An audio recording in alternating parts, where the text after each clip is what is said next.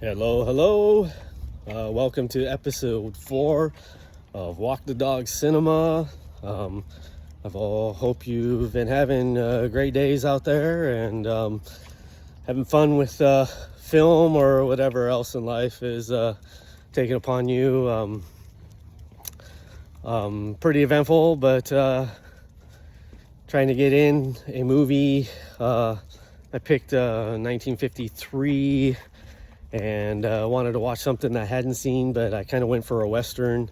It's on Prime Video right now. If you don't have it in your collection, the movie I chose was Hondo with John Wayne and Geraldine Paige. And kind of dig Westerns. It's a genre that isn't made all that much anymore.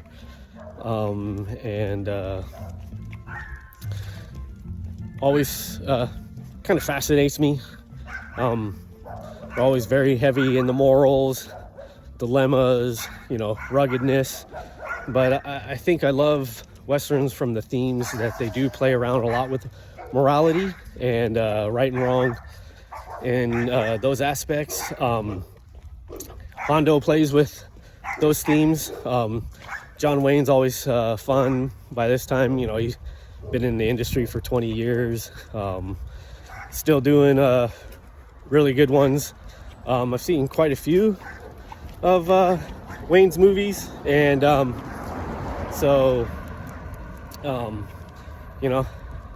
like James Stewart, Gary Cooper, kind of even watch some Gene Autry and Roy Rogers, kind of all sorts of different cowboys, so to speak.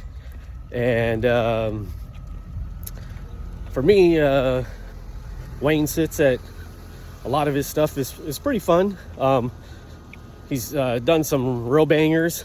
Obviously, he did a great one with Jimmy Stewart, Who Shot Liberty Valance, which, I do want to revisit. Haven't seen that one in a long time, but, I'll get to those eventually. But again, watched Hondo, and, for just a pure John Wayne movie, I'm going to say, I really kind of dug it, it is different from other John Wayne ones I've watched in terms of, the morality within it.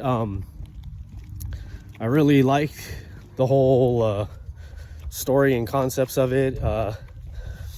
I think my favorite aspect of it is how there isn't per se just this pure villainous entity in the movie. And I'll get to that. But I kind of really dug that. I'm trying to some degree look at it from 1953 eyes. Obviously, I wasn't even born close to that era, but sensibilities have changed over time. Kind of get it in that regard, but kind of looking even through that prism, the movie was different. You can tell that if you've ever one of the writers, at least the short story it was based off is Louis L'Amour. Growing up in middle school and some high school, I kind of read Louis L'Amour. He was a favorite of my grandfather's, so I'm aware of his novels quite a bit, and I can see really the ideals of the movie from that perspective, and it kind of rings there. But it's really well done script in that regard, and isn't a lot of talking in the movie, but it is well acted, and there's some great one-liners in the film. And so I'm gonna head into it. So again, I'm gonna do my spoiler warning. If you're not into spoilers, please stop it right now, and after you've watched it, come back to the video. But I'm gonna move on, and we're gonna discuss the film and just all of it, and gonna discuss the ending. So that's it's kind of the big one. But if you've seen it or you don't care, fine, continue on. And if you're watching it, I hope you enjoy Hondo as much as I did in that regard. But again, what I want to get into is I love the opening shot. It shows kind of a beleaguered. We know it's John Wayne walking. You can kind of tell his walk from anywhere. And you know, before I got into John Wayne, I always think of The Birdcage with Rob Williams and Nathan Lane, how they kind of make fun of John Wayne's gait. So that scene popped in my head right from the get-go of this movie, but you can totally tell it's John Wayne in silhouette. Geraldine Paige is right there. Basically, it's her first movie. She had another one released earlier, but this one kind of is the introducing for credits. But and if you don't know, you know, I kind of only really know her because of Trip to Bountiful and the whole Academy Awards thing from 1985. So and I know quite a few actresses and even actors have praised her. So it was kind of interesting to see her young in that regard, you know. And again, she does a fine job for what is needed. So you know, and she has some chemistry with John Wayne in this. So yeah, I love the opening shot. And then, you know, we get the far silhouette. He's walking with a dog. You end up finding out it's his dog. Immediately I noticed that the dog looked like Lassie. I come to find out it was the original Lassie. It's just painted all to be dirty and kind of beaten up and raggedy. But so that one was kind of a neat little thing to kind of recognize that. But I you know, the silhouette, the great skies. The film was originally shot in 3D and then they went into CinemaScope. So found, you know, so it was, you do get some shots in the movie that are kind of three-dimensional in that aspect, but I really love the vistas of it and the color. Again, a lot of 1950s, you know, had some great color. They truly try to make it feel epic in scope, and the movie only runs like an hour and 20 minutes. There is a intermission title card on this, which is kind of funny because it comes within like 45 minutes of the movie. I'll get to that. But yeah, and then, you know, she sees him on the horizon. She kind of gets a gun, kind of thinks better of it, can tell he's a little beleaguered. And then we get a nice close-up, the hero shot, as I would call it.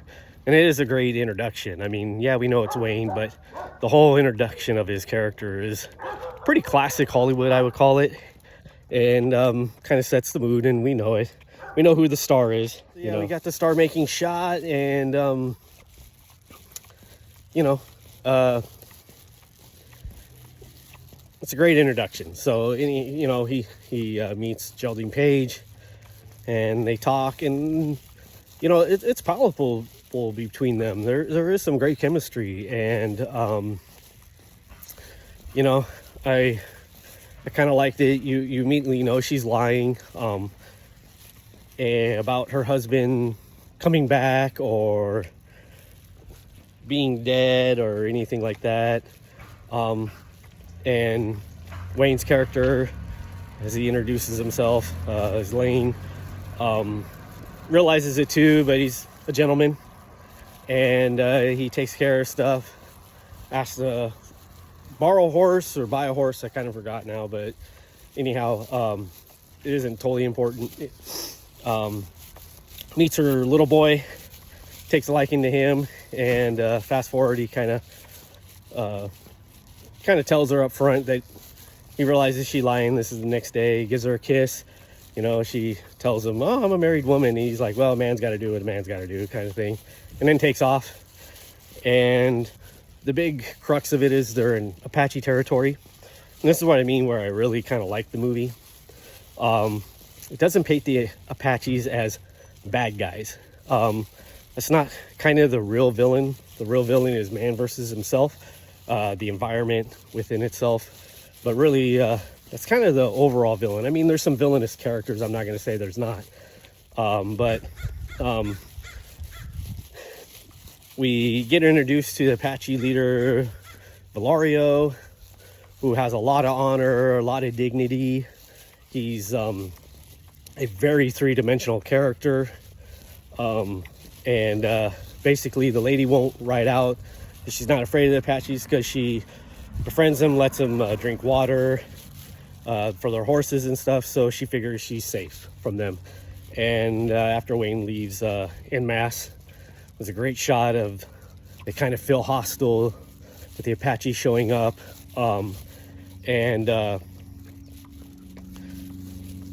The actor Michael Pete, who is playing Valario, does a great job.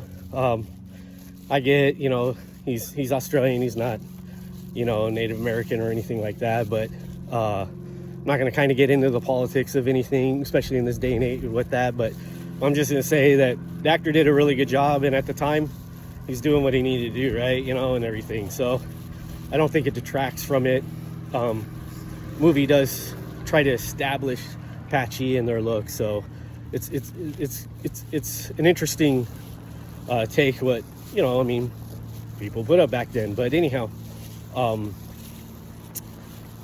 like I said, the actor does a really good job of giving this character nuance. I really like the character, and anyhow, so we get into that. It's a great sequence where the boy confronts them, holds up a gun, kind of Valario's right-hand man or chief of staff, so to speak. He's kind of a little bloodthirsty. He has scalps. It's setting him up. Again, not fully villainous, but he looks at it differently than Valario does as an Apache warrior. Like I said, a little bit more bloodthirsty. Still does things by honor, but has notion to take things maybe a little too far, where Valario is set up to be, thoughtful about tactics, about honor, about dignity, about bravery. And because the little boy steps up to them, his chief of staff is gonna kind of knife him or take his scalp, but Valario stops him, brings the boy over, and kind of blood brothers him. So that's really important to the movie. And so the lady's protected now by Valario and the Apache in this regard. So she's safe. We cut to John Wayne, and he's back at the cavalry camp. Basically tells them he's been out and about. The cavalry camp that he was cavalry troop that he was scouting for. The C troop was basically wasted by the Apache, and there's an interesting interaction there, and this is what I mean within the movie, that John Wayne's character also has honor and dignity, and he admires the Apache. He lived with them. The character's set up that he's not fully a white man. He lived with the Apache, had an Apache wife, and there's a great sequence with Geraldine Paige and John Wayne about his ex-wife, or before she passed away and all that, and living with the Apache. So it's interesting, and Geraldine Paige plays it great by kind of admiring this man. And we get a sequence where he runs into basically Geraldine Paige's husband, Ed Lane, or Ed Lowe, and they get in a fist fight. He embarrasses them, and so now it's Ed Lowe, who's kind of a scumbag. He's kind of the most villainous of them. He doesn't have much honor and dignity. He's been out and about here. His wife thinks he's dead, and he's, gambling, and he's basically living his life without his boy and all these things, and just kind of being a jerk, and kind of wants to get John Wayne's blood on his hands because he got his butt kicked. And if he takes him out from behind or whatever, he'll do it, So we get that set up, and getting a lot of nuances in the film. We get him going back to help take the horses back to the lady and maybe help her out with the possible Apache situation, because again, it really shows that the U.S. cavalry broke the treaty with the Apache, and now the Apache are gonna take it out on because they got lied to, and the Apache don't like being lied to. Otherwise, they honor their commitments and all that. So, again, Apache aren't painted as evil or anything like that, and it's kind of, kind of painted at the U.S. Cavalry is kind of at wrong. And even within them, there's nuances that I really enjoyed within the whole scope of it. But as John Wayne takes the horses back, he realizes that he's about to get jumped, so he hides out. The Apache, the Ed Lowe character, is going to jump him, but he gets jumped by Apaches. So John Wayne kind of protects them and fights off the Apache. And in the midst of that, though he saved this guy's life, this guy, Ed Lowe, doesn't care. So tries to shoot John Wayne in the back. John Wayne shoots him. And now he's in a quandary because he finds out that he just killed Geraldine Paige's husband. And this boy that he really likes, as he sees the picture of the boy on the ground, and he picks it up. He realizes that it's confirmed. And now he's going to be in a quandary. And that pays off great within the whole scope of the movie. Fast forward and we get to another great part of it that really dig is confrontation. So John Wayne runs into a whole mess of Apache, gets captured, and is about to be tortured. And Valario admires John Wayne, tells him how brave, let's see if he's a brave warrior or a coward warrior. John Wayne doesn't scream when he's kind of getting burnt and tortured, but it's a great scene.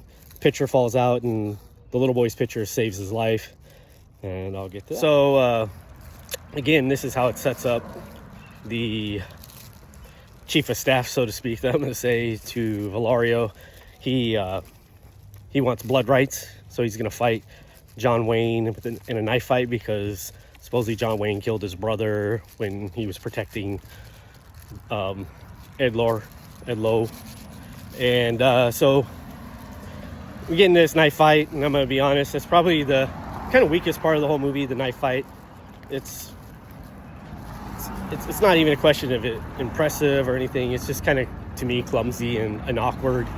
But anyhow, John Wayne wins, spares the life of the guy who was fighting him, and so Valario lets him go, and he goes back and gets to the lady, and he helps her out because Valario takes him back there.